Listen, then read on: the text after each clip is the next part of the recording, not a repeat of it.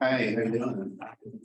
Welcome, and thanks for being here. So I'm Don Eckert with Pioneer Community Energy, and so I have Gina Sassi Manacor and Erica Cito.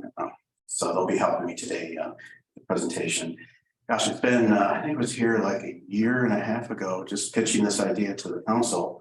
And happy to say we're about 6 months away from launch. So happy to be here, and thank you all for being here as well. So we'll have a presentation to kind of just give you an overview. Why are we doing this now?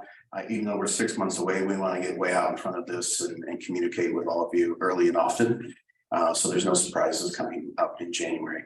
And we got this really is for you. So if we've got some swag in the back there. If you want to throw it at me because you got a question, feel free. This is your meeting. So feel free to take one of these. It's got a pretty cool light bulb, magnifying glass. You got some other stuff back there too. So anyway, all right. Well, we'll start off with presentation, and again, just interrupt me whenever you like. So I think you're pointing that up.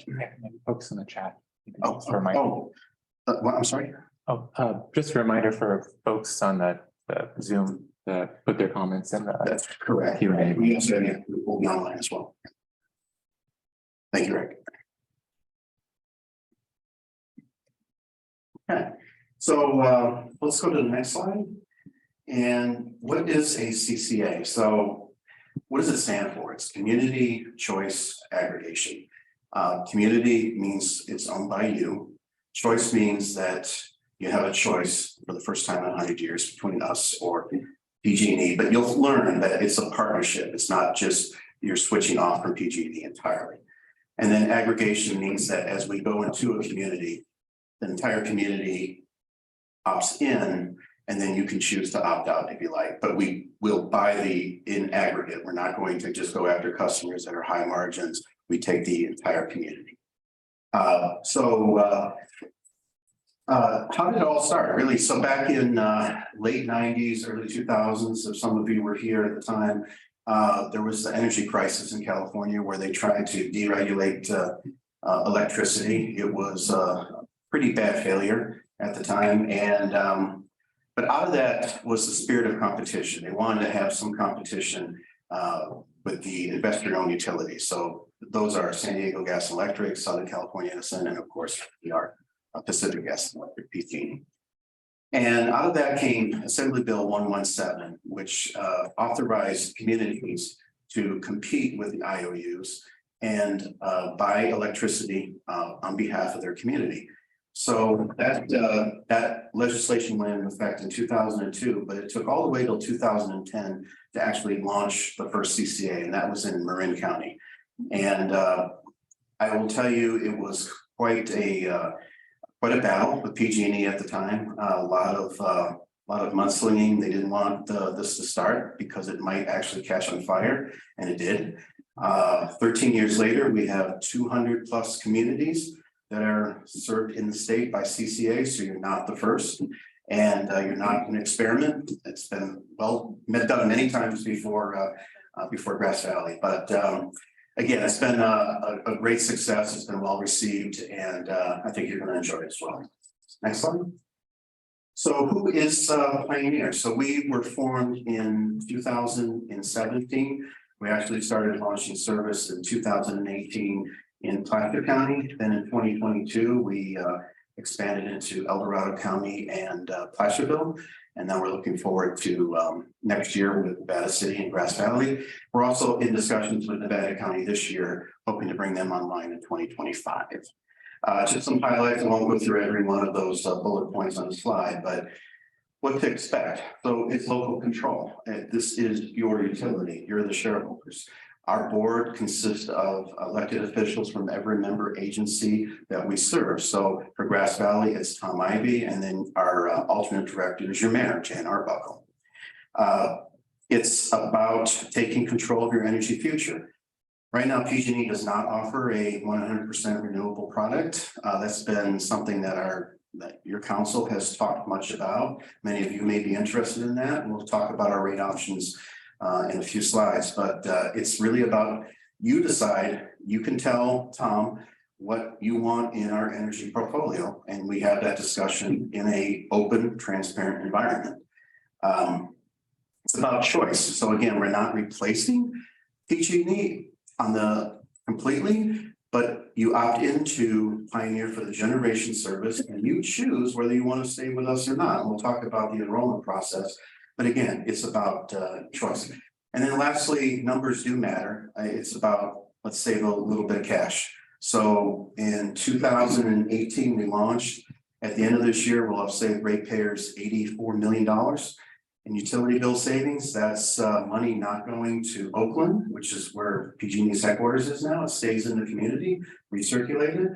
We think that's a good thing. We're 92% of my budget is power supply. I don't have 100 years of legacy costs in there.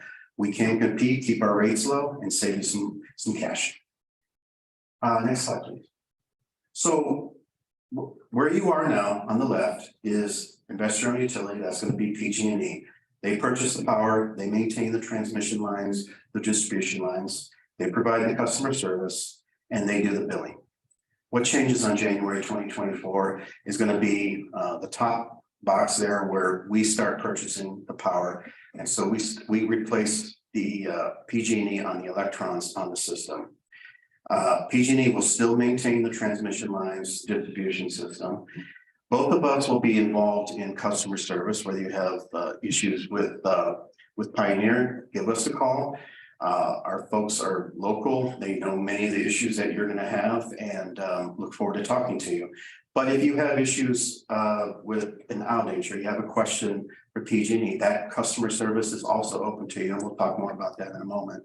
And then when it comes to billing, so how this was set up at the legislative level, and then it went down to the California Public Utilities Commission, who actually then enacted the regulatory rules on this. How it works is you'll see one bill, and you'll have some line items for Pioneer Community Energy on it.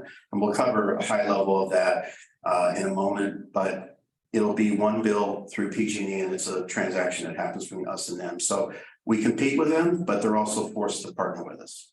Next slide, please. So where we do serve and where we cannot. So in Placer and El Dorado County, we do not currently compete with and how the legislation was put into place to form CCAs was not to compete with public power utilities. So an example would be Truckee, Roseville Electric, SMUD. Those are public power utilities. We're not competing with them. Makes sense. That's owned by the public. So that's where we do not compete with. And also right now, we'd love to be into Liberty Utilities. And I don't know if any of you are in that area now. We're probably a good 5-6 years away, only because all the regulatory infrastructure that was put into place with the California Public Utilities Commission was really with the three main investor-owned utilities. Liberty Utilities was not part of that discussion. And it's going to take us some time to build that infrastructure with them. So we won't be there yet, but we hope to in the future. And then just to give you a next slide, please, sorry. To give you an idea of the enrollment process. So we're starting really our outreach today. We'll be here early and often, and for the next 6 months, whether it's myself or Gina or somebody from Pioneer, will be communicating with you through all channels, talk about this. But 60 days before enrollment, that would be around November, you'll see a mailer. That address comes from PG&E. So in August, we get the customer data from PG&E for all of you. And then we send, it's a regulatory required mailer. So it's not a fun document to read. And that's why we'll have a lot more discussions with you before then. But it's a 60-day required notice. And that will come out. And at that time, you can choose to whether you want to opt out to Green 100, you want to opt out. There's really no activity that's going to happen before that first notice that goes out in November. Then in December, there'll be another mailer that goes out to everyone. And then we launch January 2024. And how it'll work is not everybody just comes online January 1 with us. It will work based on your meter reading cycle. So some of you may have a meter read read on January 5th. That's when you would come on board and so on. Then in early February, there'll be a third notice that goes out. And then March would be the final mailer that would go out to all of you. There's really I think significance on the enrollment process would be you can't really do anything, whether you wanted to opt up or opt out before November 2023 this year.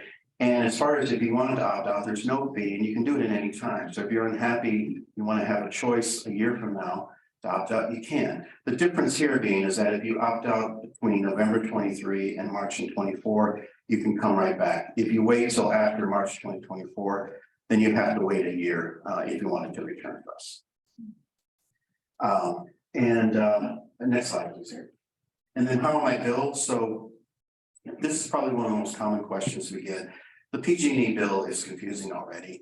And then we add a couple more lines on Pioneer. It doesn't make it any better, but that's probably one of the most common questions we get. Today we'll keep it at a high level, but as we get closer to January, we'll talk more about how to understand your bill. Even if you're not part of the CCA, I think people find it valuable to figure out what does this bill mean. But anyway, in a high level here, you'll see that we'll have a line item for Pioneer Community Energy generation charges. So we're replacing the generation portion of the bill. Next slide, please. So right now we have two rate options. We're looking at some others as well, like a green 75, but our standard rate option is right now currently about 44% renewable. And that is done with the idea that eventually by 2030, every load serving entity, every utility is going to be at least at 60% renewable. But we go a little bit above the state minimum each year with the idea that it's focused on being compliant on renewables, but also ratepayer savings. And that's where the 84 million comes from.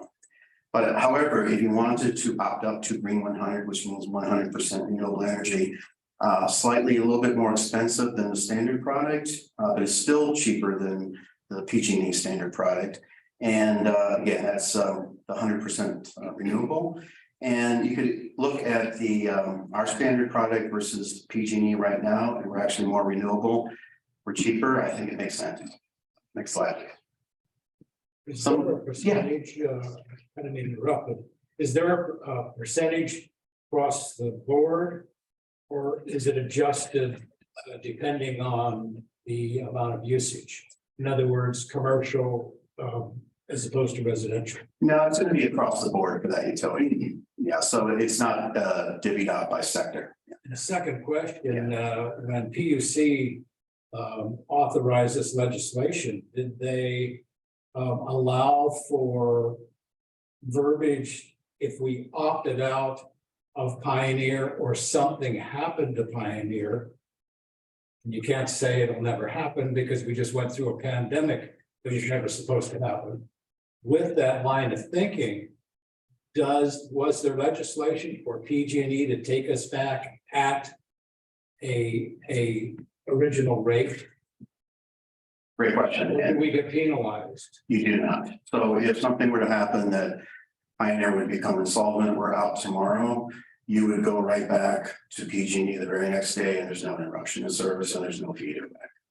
Thank you. Yeah, we pay an administrative fee to the CPUC that goes into a bank account in case that were to happen, and that pays for those fees for you to go back. And then some of you, I don't know, maybe net energy metering customers, if you're solar, we've got a high group of solar customers in our rate base already. Out of 160,000 meters that we serve, 30,000 plus are solar customers. I would say we get a lot of questions on how this will impact you. So hopefully we'll keep this at a high level today for you, but it's well received by the solar. So if you're a net generator, we pay a 0.5 cent premium over PG&E. If you're a net consumer, you're still going to enjoy then the same discount that you would if you're non-solar.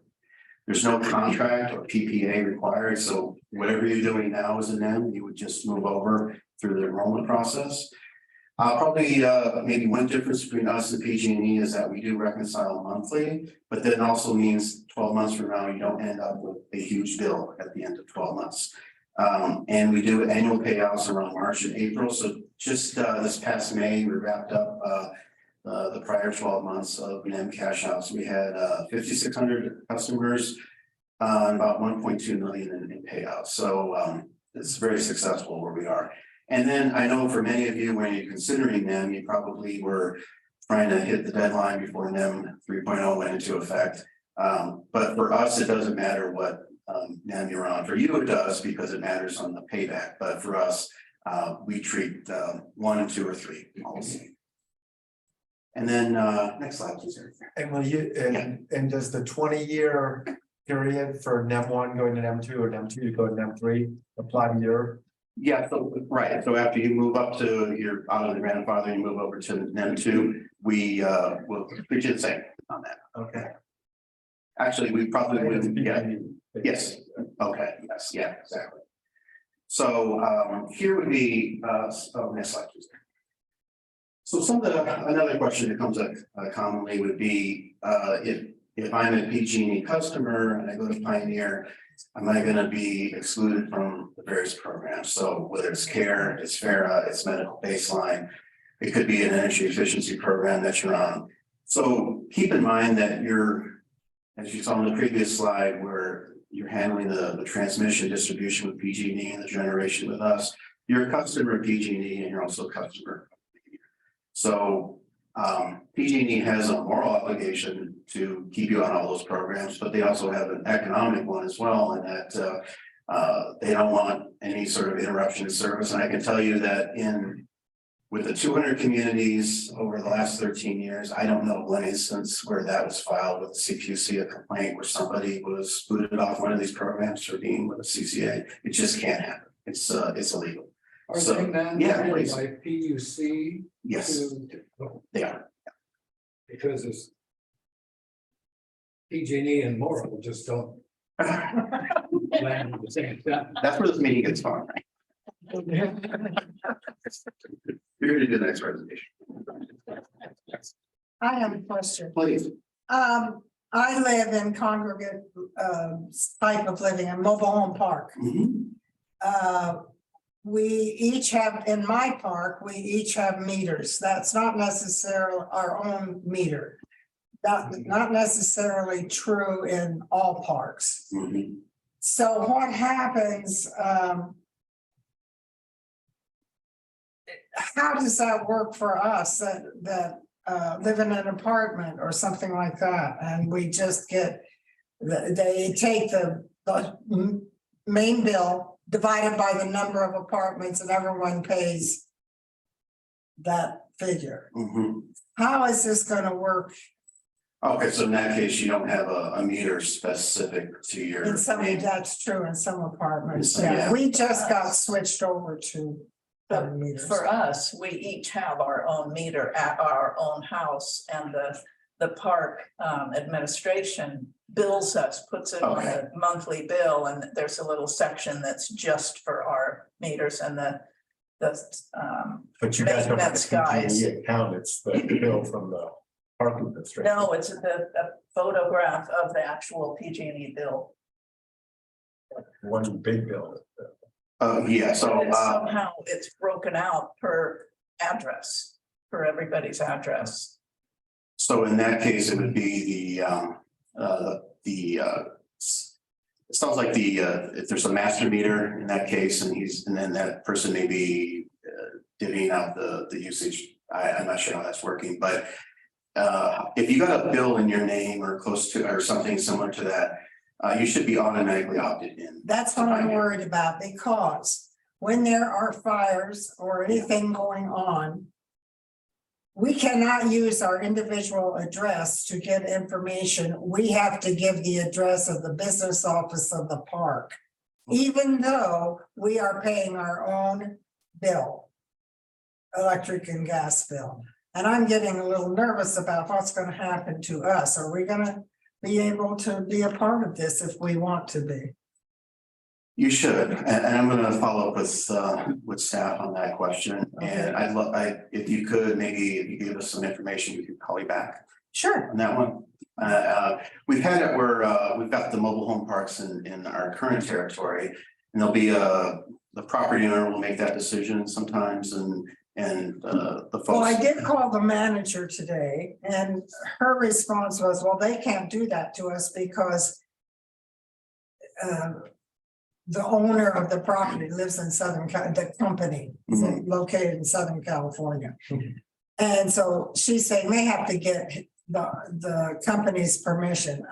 yeah, So anyway, she's not exploring that by her own choice, and that's fine, but I'm nervous about what's gonna happen. Okay. Cause I'm very interested in this, and the way mobile home parks work, it can be a problem. yeah. I want that solved before I decide. Okay, yeah, let's, we'll get your information and follow up with you on that I'll one. give you information.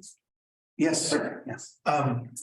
Well, I have a sort of forward-looking question, I guess, relating to the 44% or 100% renewable program.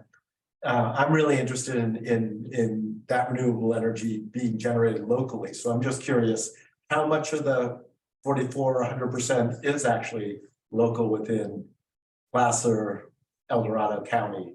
Yeah, so one of the first things we did is, when we went to El Dorado County, assign a 10-year long-term power purchase agreement with El Dorado Irrigation District. We also have several transactions with Placer County Water Agency. We're right now in negotiations with Nevada Irrigation District. And then, yeah, so we hope that works out. And then currently we're looking at a project at Western Placer Waste Management Authority where they got the wood waste, and we'd like to put a 5 megawatt biomass plant there. And so far everything's working to that. We're looking to break ground early next year on that. That's an example. We got a local project, local jobs, tax revenues from that. And we're using all the waste there on the landfill site.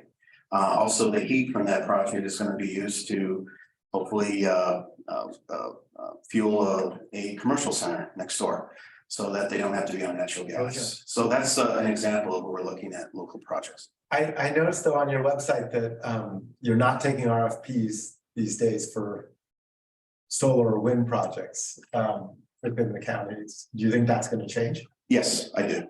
Yeah. It's one of those where as we're getting closer and closer to the 60% renewables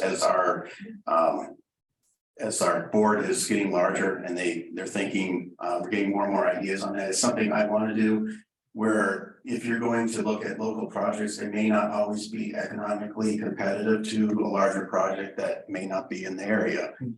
But some of the new folks on the board, and Tom is one of them, where Tom Ivy, where he wants to okay, maybe we're gonna pay a little bit more, but we got maybe a 1 megawatt project that's local.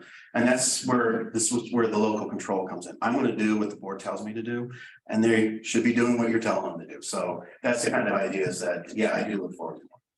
All right, thanks. Yes, ma'am. You indicated that you're in talks with Nevada County, Yes. and I don't know if you can comment on it, but are part of those talks including a biomass facility on the county level? They would like one, yeah, so certainly they've got the fuel. And that's going to be one of their priorities. That, and we have a lot of discussion on the Green 100 product. And but they certainly definitely want to join us. That would be one of their priorities, our early discussions. Yes, ma'am. The purchase of that then would be with county funds, or would it be through a green bank, or what, how would the financing be? Yeah, great question. So it's going to be similar to the project I was just talking about at the landfill, where we put together the project developer and the bank. And so the general fund stays out of this completely and will always stay out of it. So the purpose really of joining a JPA is that you put that wall between Pioneer and their general fund. So that's always, so taxpayer dollars are not paying for that.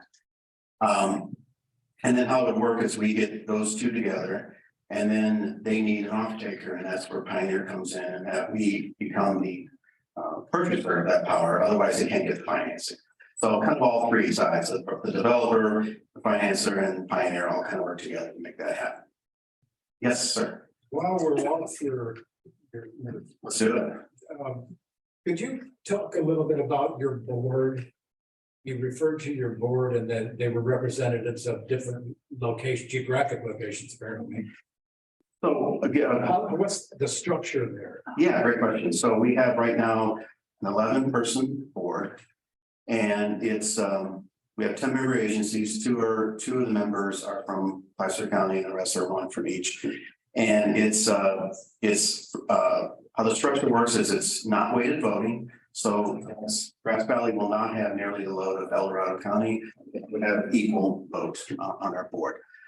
And also every person on our board is a council member from the member agency that we serve. So we've got Colfax and Auburn and so on and so forth. Tom Ivy from Grass Valley, Gary Pearson from Nevada City, and so on and so forth. And that change obviously changes as they lose or win seats on the. Right, so just this past year, we just did a board workshop a few months ago with 5 new board members, including Grass Valley and Nevada City, just kind of get them up to speed so they're educated on this, but you're right, there's gonna be. Yes, ma'am. You mentioned JPAs. Is there currently a JPA then for Nevada County projects? And if so, what's the name? So when I say JPA, it's the Pioneer Community Energy is actually the Joint Powers Agreement. In Nevada County, they do not have a JPA that I know of. So if they wanted to, they're going to join us as a JPA. And then if they want to pursue some project, as I mentioned before, they wouldn't be setting up their own JPA to finance that with taxpayer dollars. It would be through that project developer bank and Pioneer. Okay, great questions, thanks. And then just one other point I'll make here is another question we get is, gosh, if I join Pioneer and my power goes out, will PG&E service me or put me last in the queue? And again, that's a common question, and that should be a common question. I don't know of any instance where PG&E has done that. And as I mentioned before, they want to get you online because they need to get paid too. So, so I just don't see that. There's really been no complaint I know of that's been filed. Yeah, please. So when the power goes out around up here, Yeah. PG&E in the summertime will provide like a cooling center. Yeah. What would happen in this new world that we're going to do? Nothing was changed there. So whatever access you have, we don't control the lines on that. So if they choose to have a PSPS event, if you will, that's going to be their decision. We work on the regulatory side to put some controls on that. And we work with other CCAs to have some rules in place. And I believe, at least in our current territory, those events have decreased. I can't say that's for sure here, but certainly in El Dorado and Placer it has gone down. But any access you have, you'll continue. Next slide, please. And maybe I'll hand it off to Gina for these last couple of slides and take the tough questions here. So thank you everyone for coming out tonight. As Don mentioned, Pioneer Community Energy is locally owned and operated, which means we are part of your community and we are really excited about that. And as part of the community, we in the next 6 months will work really hard to make connections because we want to meet with you. We want to hear what you have to say. And most importantly, we want to answer the questions that you might have. So you will be seeing us around. We are scheduling in-person meetings. We're reaching out to businesses, the chamber, homeowners associations, places like that, so that we can make sure there's a strong and ongoing flow of information.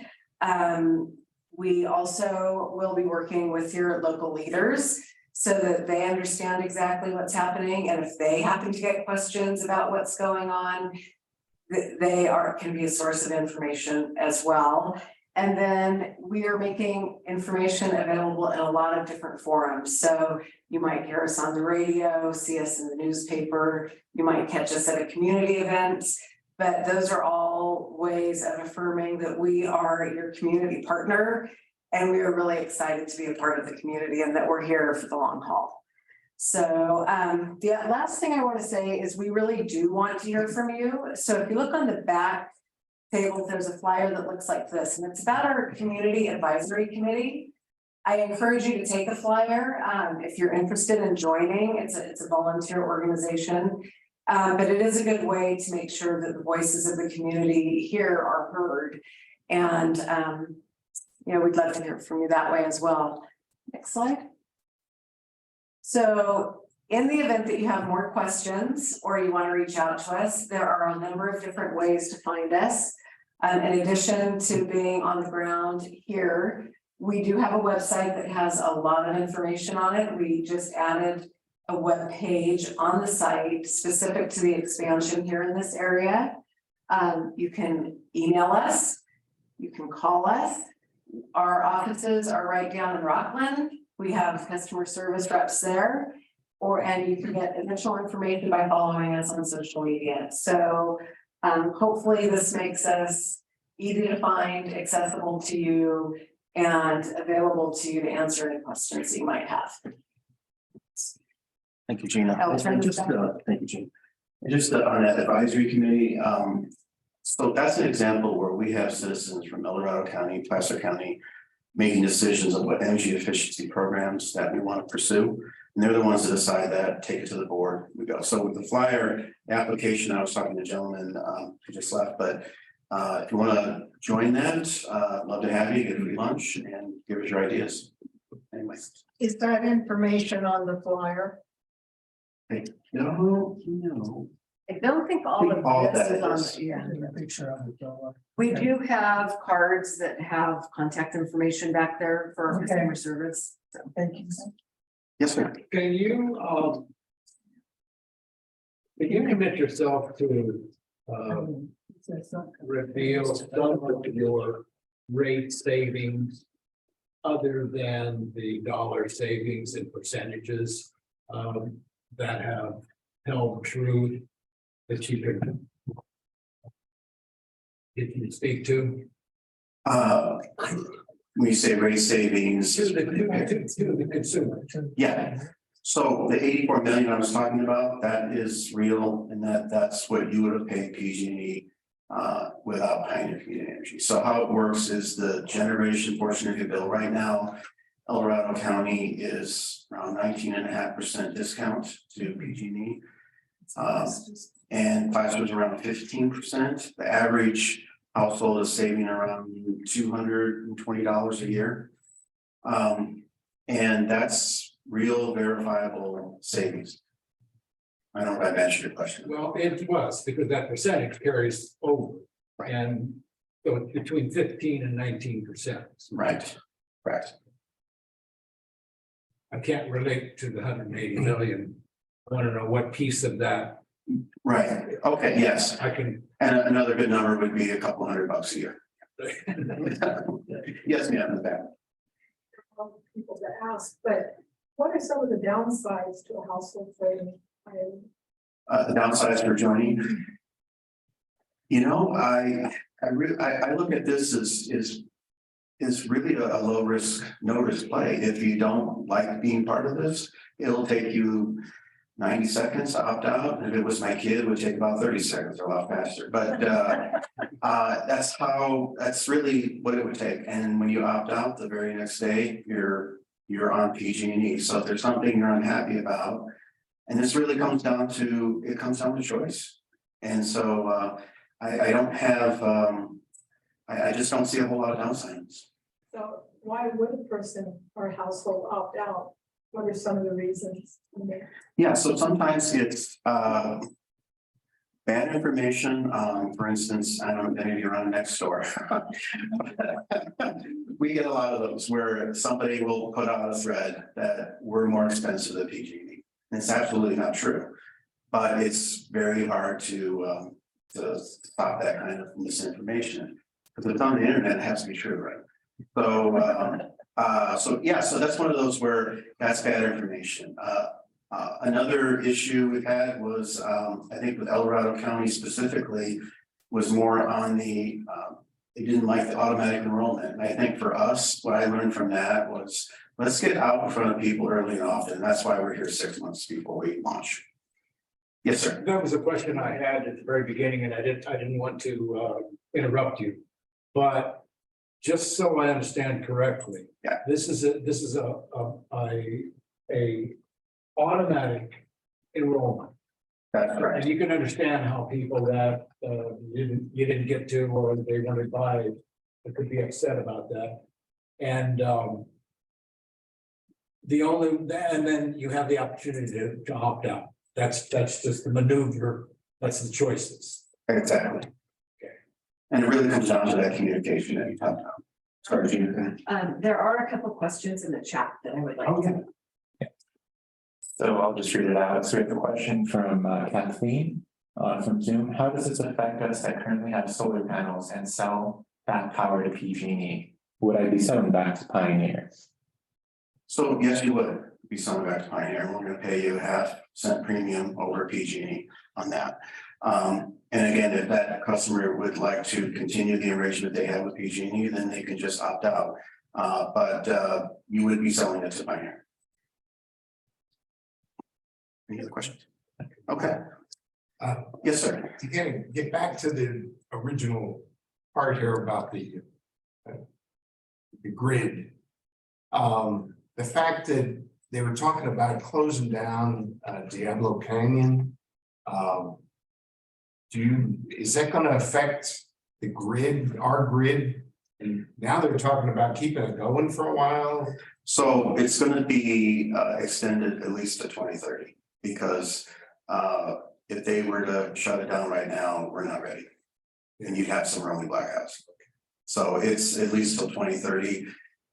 They put a lot of the CPUC has put a lot of rules on all those separate entities, including Pioneer, to be able to procure new built generation in anticipation of that 2030 date. And we are pursuing that, but with supply chain issues still coming out of the pandemic, I would put money down that by 2030 it gets extended again. But that's a great question. Yes, ma'am. In some of the other CCAs, they use some funds to provide projects like for electrification or things of that nature. Who makes the decision whether or not to pursue those types of projects? Could it be? Join our advisory committee. Okay, and then the rates would be a little bit higher because payers would be supporting things like, electrification or ways to home audits or whatever. So that's a great question. And I just passed the budget in June, end of June. That included 2 million of ratepayer funds for programs.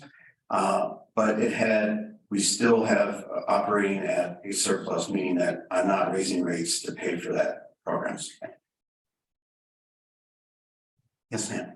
Did you explain how to opt out and I missed it, or if a person wanted to opt out, what's the process? Yeah, it's a very simple process on our website. I don't know if we can go to that. Probably not on that because it's not our computer, but it's a pretty simple process to be able to go where you'll go on our website. You want to opt out, and there's a few questions that get answered, and again, it's about a 90-second process. And Donna, I can pull it up. Okay.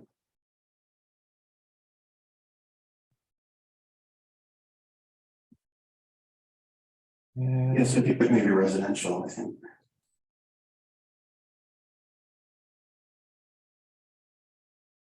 Your power, your choice, opt out. And then down here, there's a prompt. So there'll be some prompted questions and there you go. That's it, one page. Great, thank you. Yes, ma'am. Yes, I'm still thinking about the fact that I live in a mobile home park and you said you're gonna start reaching out to the community. Well, and there's quite a few mobile home parks in Nevada, in Grass Valley and Nevada City.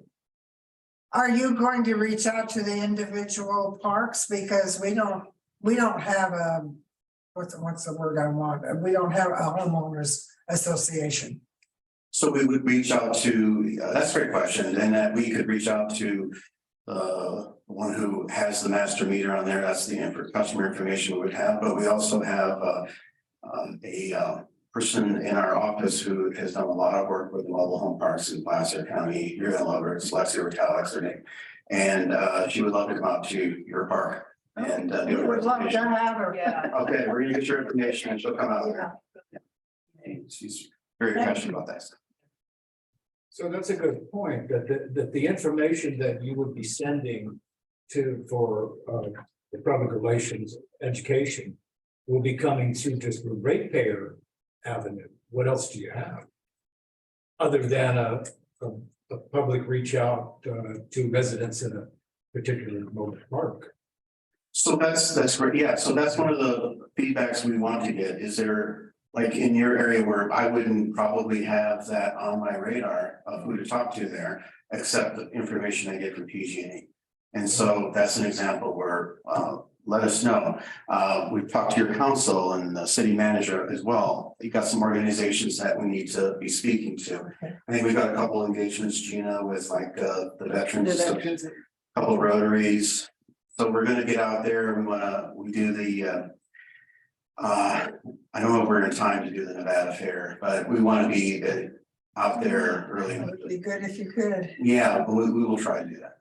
So, so if you have some organizations we need to talk to, like your park, just let us know. We'll be out there. Yes, ma'am. How does one join the advisory committee? So we have an application, is it on the back of the? We have, no application is available on the website. On the website. And I'll get you those flyers. No. Our next meeting is on the 26th and we do have a free lunch. So it does take place in our office in Rockland, but you can zoom in if you want. And I know that Gary Peterson from Nevada City likes to come to our meetings because then he gets to visit Home Depot and stuff. I'm sorry? When is your next meeting? For the advisory committee, that's the 26th of this month. Yeah, and they meet monthly. Oh, I see. And our next board meeting is on the 20th. And that's also open to the public if you're on view it. 20, not 28. Do you send a lunch if we do a Zoom? We'll find a way to get a pizza to you. Pizza delivers. You're in the lunch for that question. This is a lively group. Anything else? Just a reminder for folks on Zoom, if you have questions, there is a Q&A option at the bottom. I will relay those questions. And for those of you that want to heckle us next week, we're going to be in Nevada City doing the same presentation and rolling out there too. You probably have a larger attendance there. Yeah. Oh, no, this may be a small group. You got great questions. Anything else I can help you guys with? It won't be like a line issue. I have a stress relieving lightning bolt in the bag and a flashlight. The nail kit, And a what? the nail kit. Oh, the nail kit, of course, the nail kit, I forgot that. So we're happy to be here. We're happy to have you all working with you. And again, it's about community. We're owned by you. And look forward to this. Thank you. Thank you. Thank you very much. Thank you. And we'll